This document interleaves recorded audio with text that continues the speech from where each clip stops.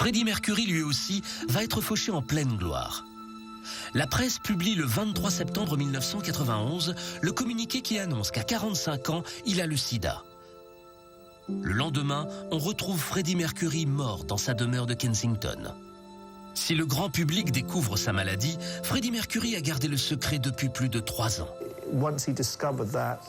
Lorsqu'il l'a découvert, beaucoup de choses ont changé. Ce qui est incroyable, c'est qu'il a fait en sorte que ce soit un secret. Mais le plus surprenant, c'est qu'il n'en a pas parlé aux autres membres du groupe Queen. Je pense que s'il n'en a pas parlé aux autres membres de Queen pendant un moment, c'est parce qu'il ne voulait pas les inquiéter pour la musique. Freddie Mercury n'a tenu au courant que quelques personnes de son entourage, et il s'est très vite renfermé sur lui-même. Je pense que ses amants le savaient, les personnes proches de lui, sa famille qui vivait avec lui à Kensington.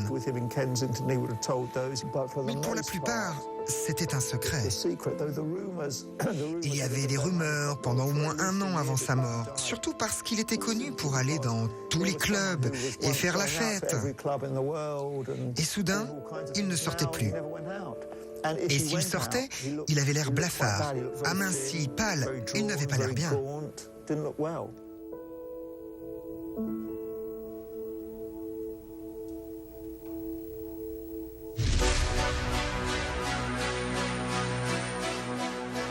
À cette époque, quand la maladie se déclare, c'est comme une épée de Damoclès, une fin de vie programmée. Le sida était très inquiétant dans les années 80, très inquiétant. Beaucoup de gens sont morts du sida.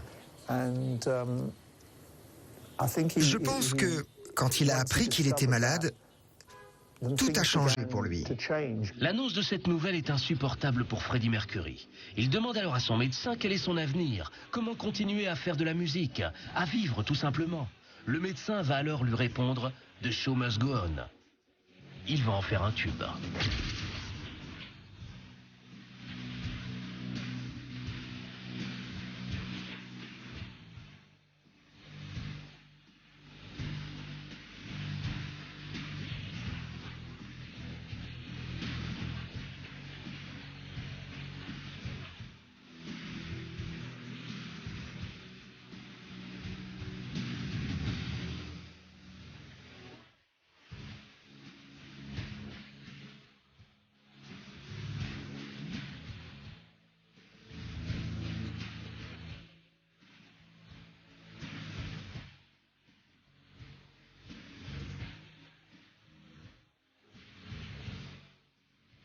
En vérité, The Show Must Go On parle du sida. D'ailleurs, avec la maladie, Freddie Mercury va changer sa façon d'écrire.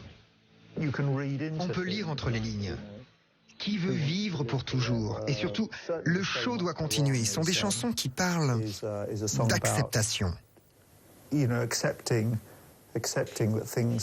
y a cette mélodie émouvante, presque apaisée, comme s'il avait accepté sa mort. C'est donc très naturel, sachant qu'il allait mourir, sachant qu'il avait le sida, qu'il change sa façon d'écrire des chansons. Il faut dire que Freddie Mercury a un appétit sexuel très important. Il aimait montrer sa sexualité. Il aimait s'habiller, se montrer en public, en juste au corps, ou avec un t-shirt moulant, ou alors en drag queen. Freddie a une vie sexuelle très libérée. Je ne crois vraiment pas qu'il avait peur de quoi que ce soit. C'était d'une créature sexuelle. Il aimait le sexe. C'était pas rare pour lui d'aller voir un homme dans un club et lui demander « T'as une grosse bite ?» C'était sa phrase d'intro. C'était sa façon d'aborder. Regardez cette bâtisse. Nous sommes dans le quartier de Kensington. C'est la maison de Freddie Mercury. Elle occupe la moitié d'une rue. Et si elle semble imposante, c'est surtout à l'intérieur qu'on trouve des surprises. Il avait un lit énorme, une très grande chambre dans sa maison. Il avait abattu les murs de 3 pièces pour n'en faire qu'une. Son lit était un meuble important. Mais ce que nous allons vous révéler, c'est que Freddie n'a pas toujours été attiré que par les hommes. C'est intéressant car il était principalement gay. Il avait pas mal d'aventures avec des hommes, mais il en avait aussi avec des femmes, surtout au début. Freddie Mercury a très vite assumé son homosexualité et n'a pas hésité à se travestir en femme dans plusieurs clips. Mais il y a une vérité que peu de gens connaissent. Il a failli se marier et devenir papa. En fait, il a eu une relation fusionnelle avec certaines femmes et l'une d'entre elles deviendra même son héritière principale. Sa meilleure amie était sa première petite amie, Mary Austin. Elle est devenue une amie très très proche. Peu de gens le savent, mais la vie de Freddie Mercury commence bien loin de l'Angleterre, dans une ancienne colonie, à Zanzibar. Il est né à Zanzibar, il est indien d'origine. Et il est arrivé en Angleterre quand il avait autour de 14 ans. Très jeune et très vite, on s'aperçoit qu'il est un petit génie de la musique. Il était très rapide. Il avait un talent naturel pour le piano. Il pouvait s'asseoir au piano et composer une chanson très rapidement. C'était étonnant parce qu'il avait une toute petite formation musicale. Il n'a pas passé des années à apprendre comme Elton John, mais il composait de très belles chansons vraiment rapidement. C'est une vérité cachée. Derrière la folie de Freddie Mercury se trouve Michael Jackson, qui était pour lui une source d'inspiration. Il l'a rencontré plusieurs fois et il existe même plusieurs duos. Il y a des rumeurs comme quoi il y en a. J'ai entendu dire qu'il avait enregistré des chansons avec Michael Jackson qui n'avaient jamais été révélées. Je ne serais pas surpris, je veux dire, ce serait fantastique. Un de ces duos a été enregistré en 1983. C'est une version de State of Shock que Michael Jackson chante habituellement avec Mick Jagger, le leader des Rolling Stones.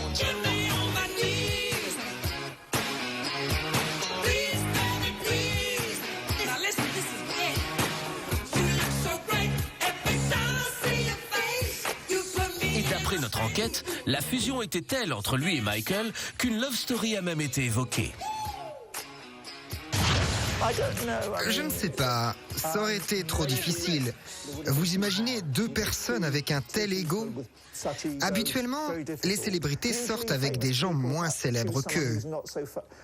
Pour la presse, ils se mettent ensemble, mais pour le sexe, ils préfèrent des gens avec lesquels ils vont moins s'opposer. Si Freddie Mercury enchaîne les conquêtes et a une sexualité débordante, c'est qu'au fond de lui-même, il a besoin de séduire. Combler un manque d'amour, tout comme Marilyn Monroe et Whitney Houston. Mais à la différence d'elle, Freddie ne s'aimait pas physiquement et a mis longtemps à accepter sa dentition. Ce qui est intéressant quand vous regardez ces stars comme Freddie chanter, c'est que vous remarquez qu'il y a un truc qui cloche avec leur bouche, leurs dents. Il y a un truc qui ne va pas. Et Freddie Mercury voulait certainement être embrassé avec de plus belles lèvres, de plus belles dents, tout plus beau. Mais quelque part, ça l'angoissait. S'il touchait à ses dents, serait-il capable de chanter aussi bien ? Freddie a parcouru toute sa vie les boîtes de nuit et autres lieux gays pour oublier sa solitude. Seulement voilà, quand il apprend sa séropositivité, il s'aperçoit qu'il n'a aucun amoureux pour le comprendre et le soigner. C'est alors qu'il rencontre Jim Hutton. Il a eu une longue relation avec Jim Hutton. D'ailleurs, Jim était auprès de lui jusqu'à la fin. Serein, amoureux, Freddie vit donc avec cette épée de Damoclès qu'est le sida, en secret, car il n'y aura qu'une journée entre l'annonce de son sida et son décès. Car entre-temps, dans le plus grand secret, il fait tout pour se battre contre sa maladie et son destin. Le paradoxe, c'est que les rockstars comme lui ont le goût de la vie. Ils veulent tout vivre à fond pour pouvoir laisser une trace. Mais c'est aussi ce goût de la vie, de l'excès qui les tue.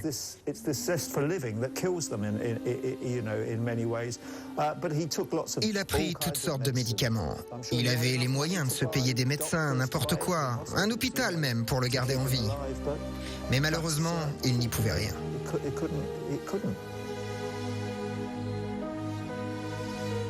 C'est donc une star foudroyée en pleine gloire, à 45 ans, qui laisse un groupe et des fans effondrés.